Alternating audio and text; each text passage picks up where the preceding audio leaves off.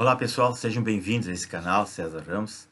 É, eu convido a todos que ainda não são inscritos que se inscrevam nesse canal. É muito importante para que todos possam compartilhar, comentar, curtir e mais pessoas terem acesso a esse conteúdo. Vamos ver hoje o mecanismo, conforme está aí na capa do vídeo. Esse título é uma alusão a um seriado da TV, da Netflix, chamado O Mecanismo, que foi dirigido por José Padilha e inspirado na Operação Lava Jato. Foi lançado em março de 2018, em 8 episódios. E, embora seja uma obra de ficção, ela não é tão irreal assim. Ela não está distante da nossa realidade, e até porque é um retrato quase fiel dela. O episódio que vimos ali era corrupção envolvendo políticos, empresários, quadrilhas, doleiros, delações, provas, decisões garantistas de magistrados, presos que fugiam, grampos, vazamento de informações. Então, tudo isso, aquele rol de problemas que a gente viu, e na verdade um verdadeiro mecanismo comunista que está destruindo o Brasil de dentro para fora e continua. Então, eu usei isso aí como parâmetro, né? E hoje é dia 13 de maio, é um dia que todo cidadão, todo youtuber deveria estar de plantão nas ruas e não deixar a mídia comunista sair na frente. Os cidadãos brasileiros, sejam autônomos, caminhoneiros, evangélicos, qualquer religião, todo mundo de verde e amarelo deveria estar nas ruas para defender a nossa pátria, nosso país, nosso futuro, o futuro dos nossos filhos e netos, que nesse momento está sendo tomado à força por lesa-pátrias, né? Há um golpe em curso se fechando. O STF, o Centrão, o Rodrigo Maia, o Moro, Alcolumbre, e nós, o povo brasileiro, nós não podemos aceitar que esse mecanismo comunista continue rasgando a Constituição Federal, né, mais uma vez para tentar derrubar o governo do presidente Bolsonaro. Claro está que o STF decretou um AI-5, né, contra o presidente da República.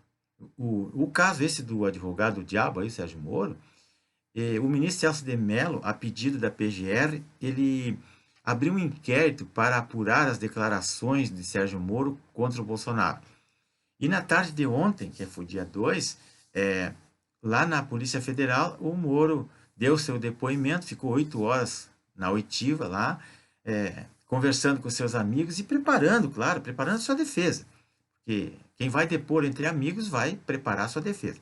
O prazo era de 60 dias para essa oitiva, mas o ministro Celso de Mello, a pedido da esquerda, reduziu esse prazo para 5 dias, com urgência. E só um golpe de Estado justifica tanta urgência assim. E até porque Curitiba e não Brasília, né? O local dos fatos aconteceram em Brasília, então não tinha que ser lá em Curitiba para ele ser ouvido. Cadê o princípio da impessoalidade? Já começa por aí a flagrante ilegalidade dessa situação.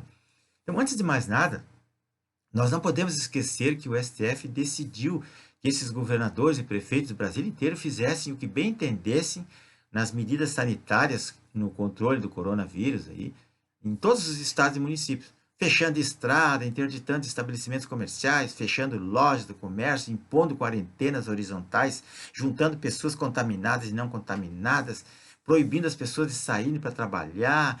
Todo tipo de arbitrariedade foram cometida. Tá aí os filmes, os vídeos, as ocorrências para provar. Então, eles ignoraram as leis federais, os decretos do presidente da República e as diretrizes do nosso Ministério da Saúde. Foi um caos instalado para se basear lá na ONU comunista, na OMS, não sei o quê. No entanto, o problema se agravou muito. Então, o ministro Alexandre de Moraes, do STF, há 35 dias ele já proferiu 5 decisões contra o presidente Bolsonaro, incluindo essa da desnomeação do delegado Alexandre Ramagem para a chefia da Polícia Federal. Esse delegado já chefia a ABIN. Quer dizer, se ele é um chefe da ABIN, ele não pode chefiar a Polícia Federal? Alguma coisa errada está aí. E a decisão do ministro foi fundamentada no princípio da impessoalidade, porque o ministro disse que Ramagem seria um amigo do Bolsonaro, ou conhecido, mas critério nenhum justifica isso, porque qual é o ministro que não foi nomeado por esse critério também de ser amigo ou ser do partido ou ser alguém próximo ao presidente ou indicado por esses políticos ladrões corruptos? Isso aí não tem sentido, é uma justificativa inócua.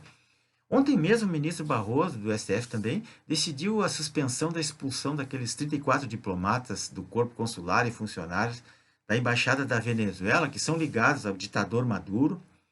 A pedido de petistas, eles simplesmente suspenderam a expulsão desses caras. Então, já a embaixadora indicada pelo João Guaidó, que é o presidente em exercício lá, que já entregou as credenciais, tudo, ela está impedida de trabalhar lá na embaixada.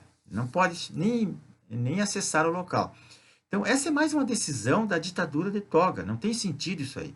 Maduro está ilegalmente lá no cargo, ele fraudou eleições, ele é um narcotraficante, está procurado pelo FBI, não quer sair do poder, é um ditador, mas o Brasil tem que continuar apoiando esse bandido.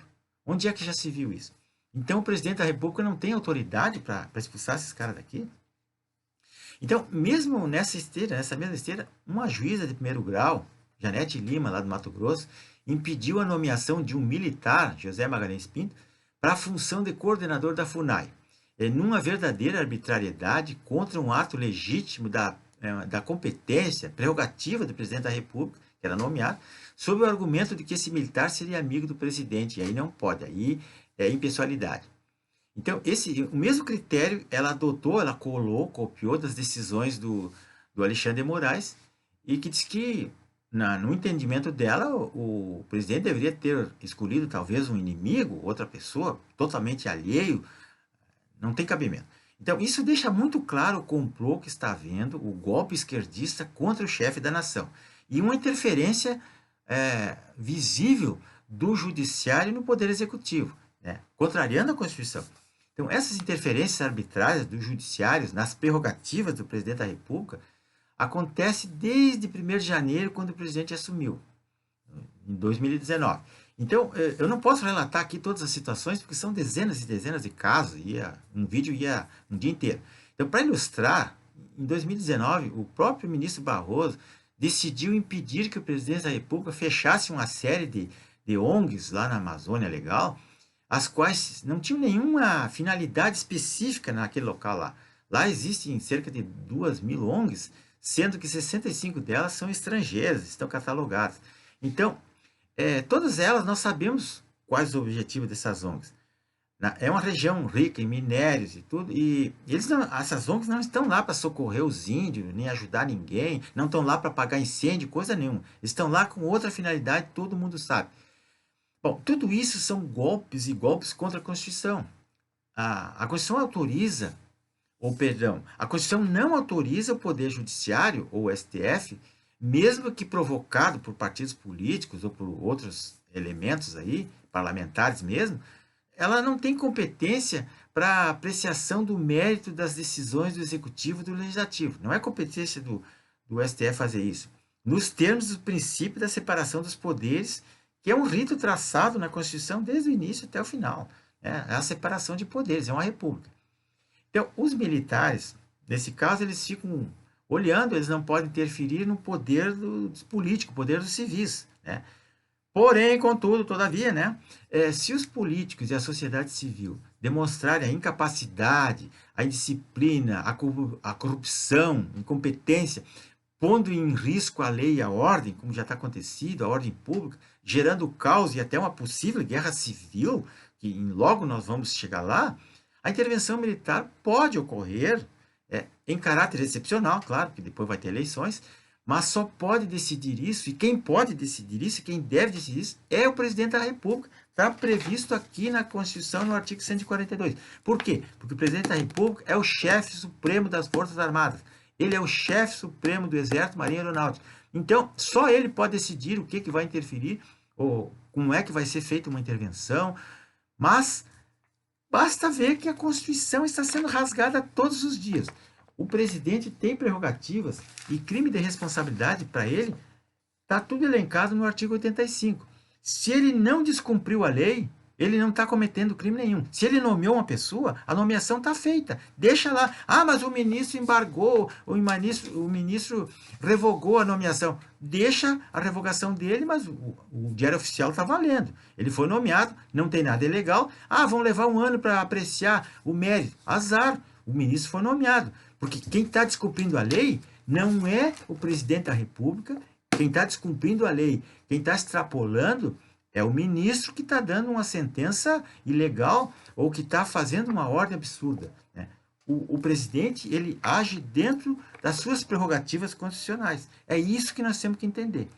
Então, pessoal, se você gostou desse vídeo, por favor, inscreva-se no canal, comente, compartilhe. Isso é um fato muito importante. Agradeço a todos.